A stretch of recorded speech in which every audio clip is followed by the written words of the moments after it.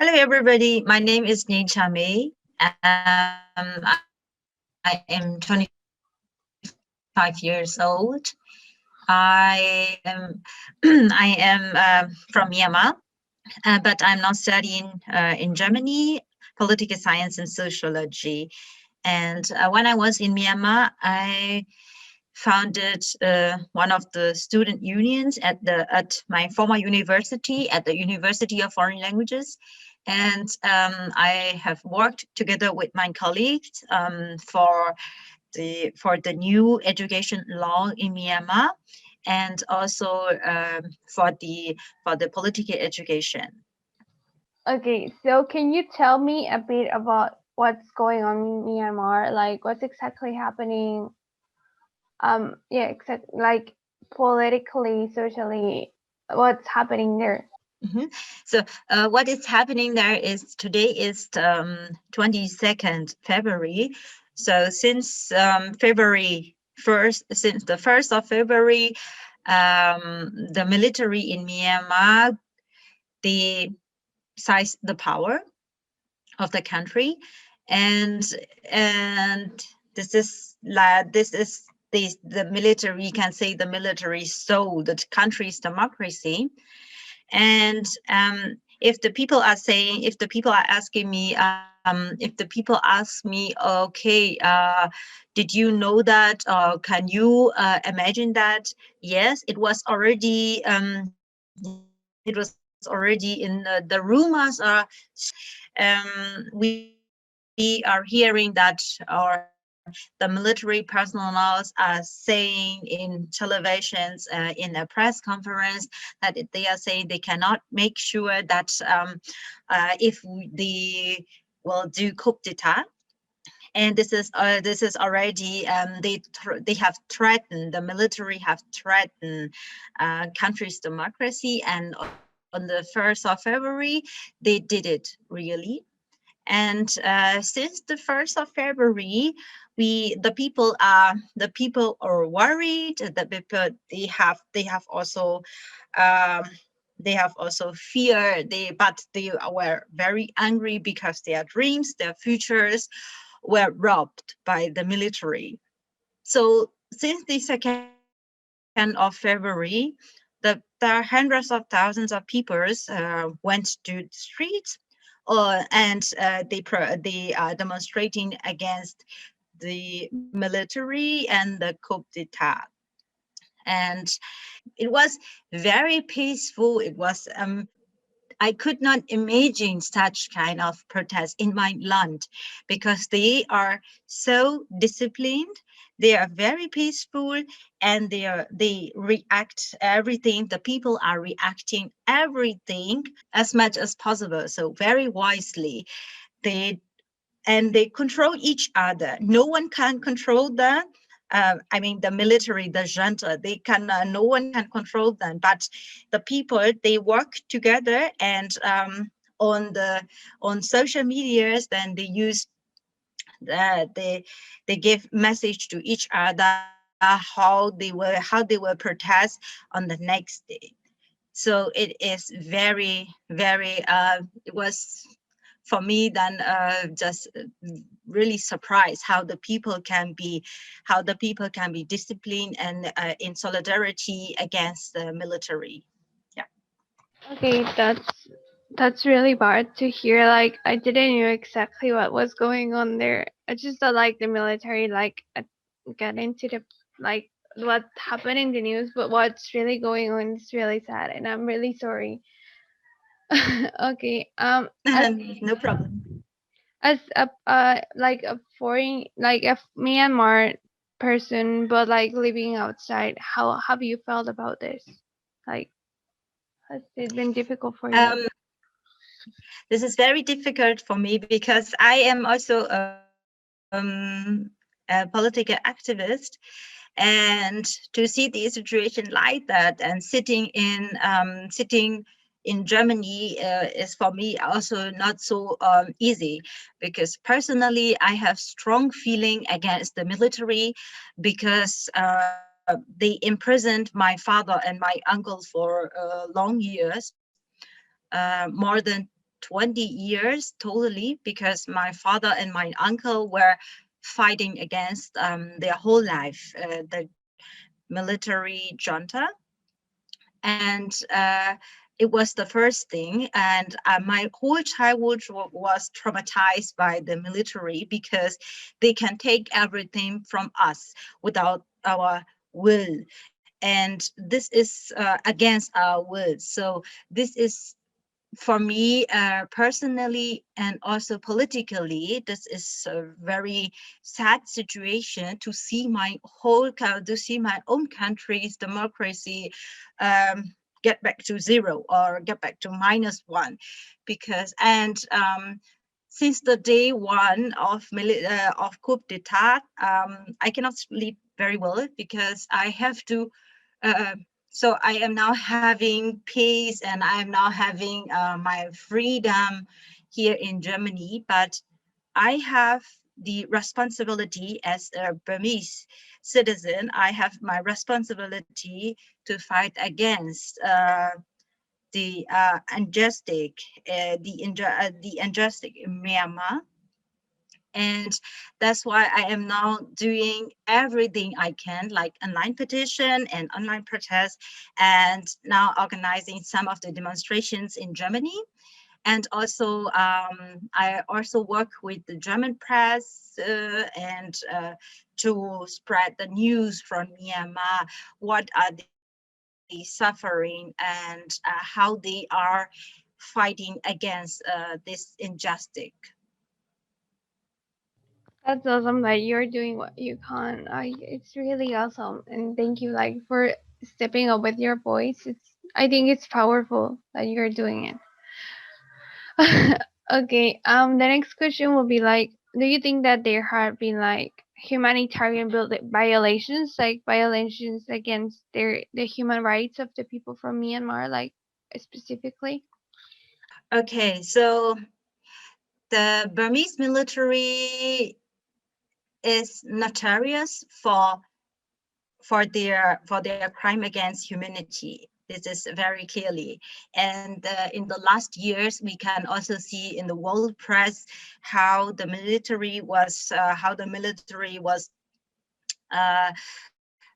was how the military doing a crime against humanity. So this is very clear when they are in power, or when they stole the people, when they stole the power of the land. Uh, then we can say that there will be many human rights violations.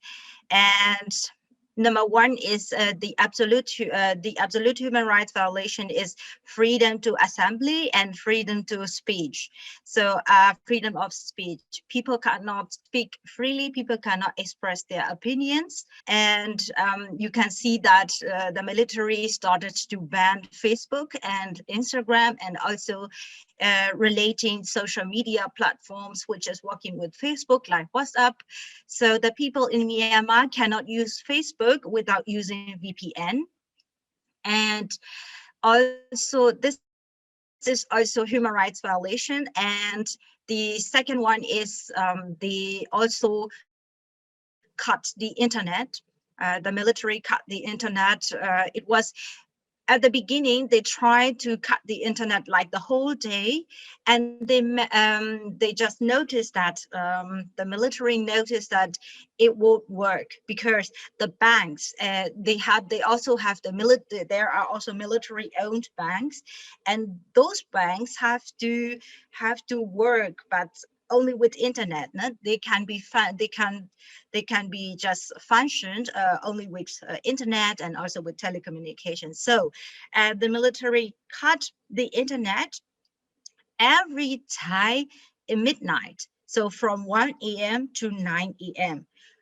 In the meantime, the soldiers they went to the streets, and just they just raided the houses of people, innocent people, and without any warrant, they took our innocent people away, and no one can know that those people where to those people were taken.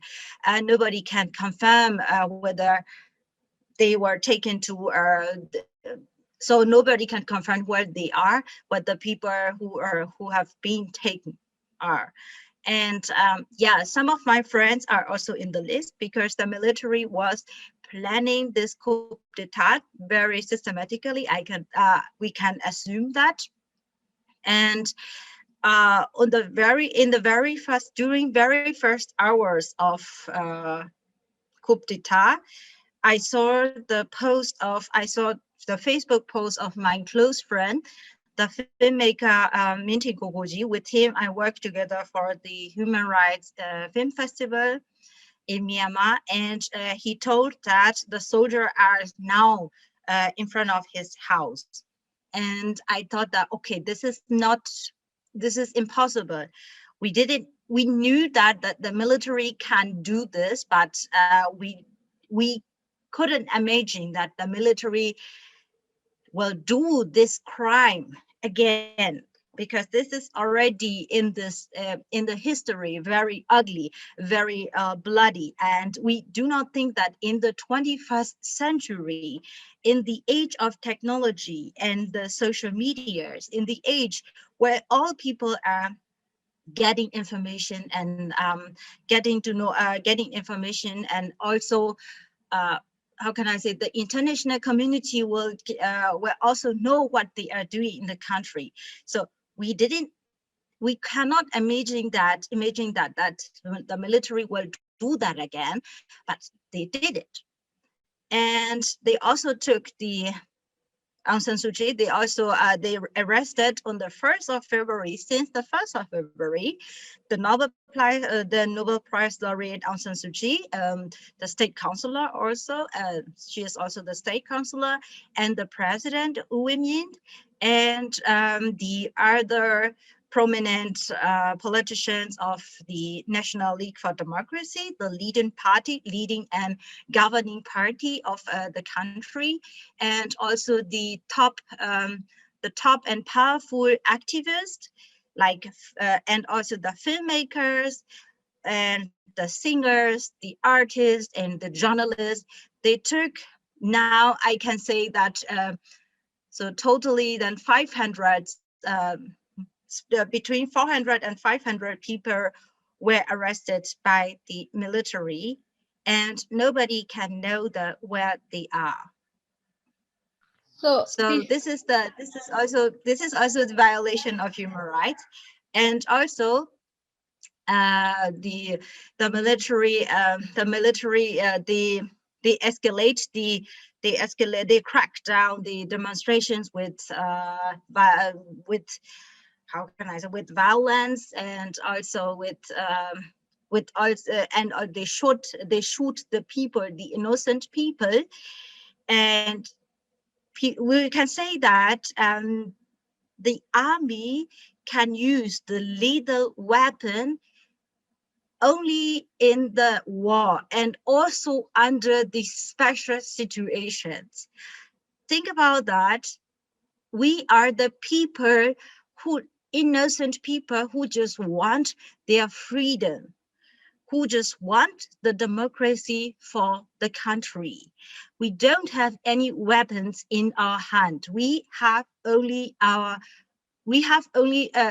only weapons we have is maybe our freedom from fear, or our spirit for democracy. And the military, the army, they crack down those demonstrations very brutally, shooting the people rubber bullets, and now with the real bullets. And I already saw that statistically, then already 6 people were died. 6 people were died. Yeah, there was already 6 dead people, and hundreds of people are injured, and yeah, and also hundreds of people were arrested. So this is clear that the army has not only the army has not only the democracy but also our life. They stole everything from us. Like with these people that you say that were arrested, like do anyone like happens to know what is going to happen with them? Like what are they going just to be arrested like that until the this problem ends, or something? Like how what's going on with these people, like the ones that were arrested? So this is also difficult to say what will happen to them, because they were arrested without any consideration about their human rights, because uh, according to the laws in the country and according to the Human Rights Declaration of United Nations, no one can be arrested more than 24 hours without any proper warrant. And those people who were arrested were taken without any proper reasons or any warrant. And we cannot imagine and we cannot think about that what will happen to them, because as I mentioned, we already have this very bad this trauma, because the person who were arrested maybe or maybe not tortured physically, mentally. We don't know anything about them. And I was also talking to the family of Mintin Kokuji, the filmmaker, because he is also my friend, one of my close friends. And no one from his family know that where the army as a where they take him, where he is. So this is very, very hard situation for all of us. Well, about something to do you think that there's something that people from Myanmar can do to gain like external attention? So we are now trying, as you mentioned, we are also trying to help the international community to give them the inputs what they can do for Myanmar concretely, no? Not only on the paper, and also not only the condemnation on the papers, but also some practical things we can do or we can start with.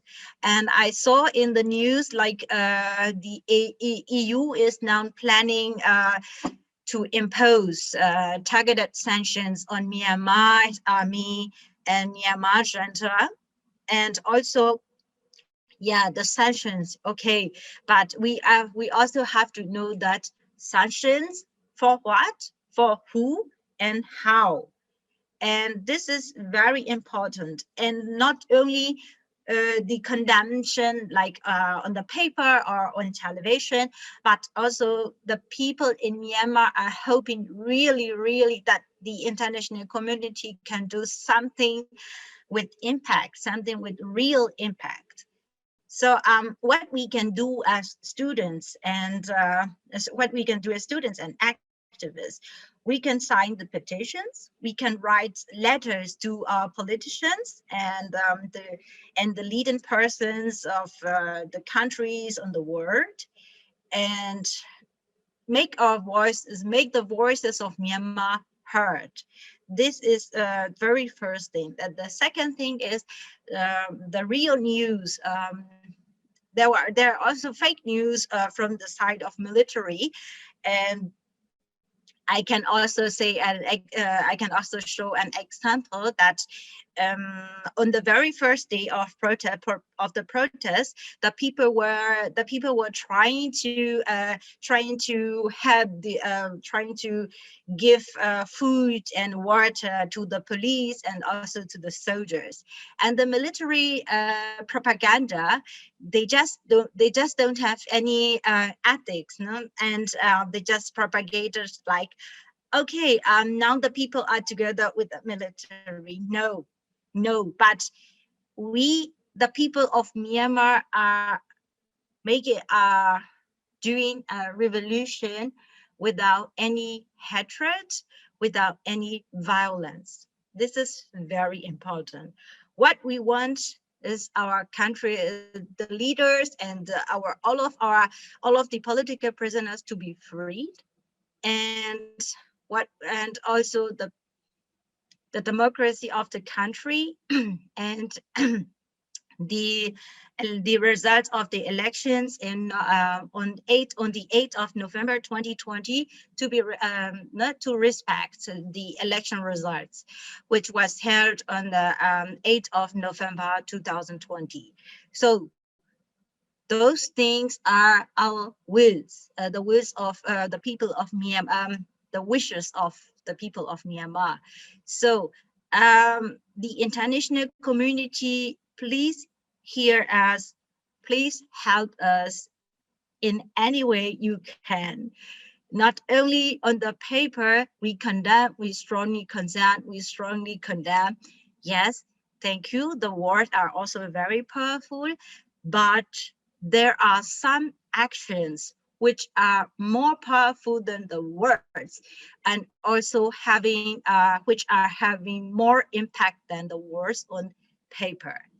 So please hear our voices and please help us.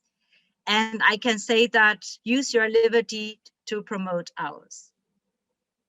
That's really powerful. Like you have a message not for the people like like international people, but now do you have a message for like Myanmar people? Like, do you want to say something to them? I can say that because I am also a young people, so a young person. So I will say the people, this is the end game. And we all know that we are having the end game. Let's fight together against all kinds of injustice in Myanmar, and let's end this thing together.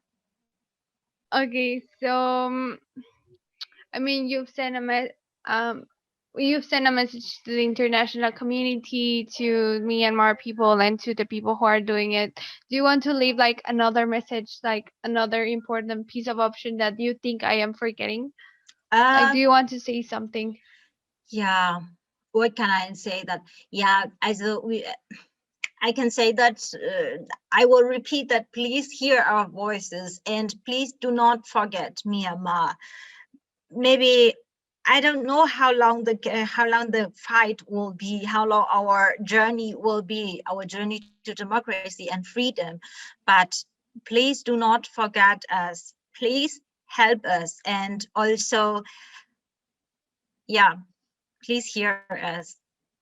And this is not about, and maybe some of the people are saying that this is just the internal affairs. This is just a fight between two parties, the side of military and the side of National League for Democracy. No, this is not just an internal affairs. This is violation of human rights. Our human rights, our inevitable human rights were robbed by the army of Myanmar. And this was already like, this is like for 6 decades, but now in the time, so in the past, we cannot say many things about that. Now everyone in Myanmar are having smartphone. They can report this.